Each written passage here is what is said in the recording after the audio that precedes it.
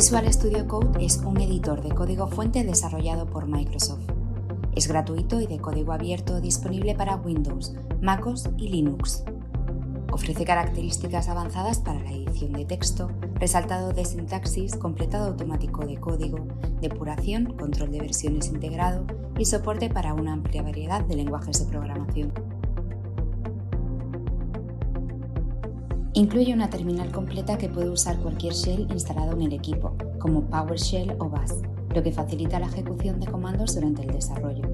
Con funcionalidades avanzadas, Visual Studio Code permite la conexión remota a máquinas virtuales, contenedores, acceso al sistema de archivos y gestión desde la terminal. También es adecuado para trabajar con contenedores y gestionar clústeres de Kubernetes.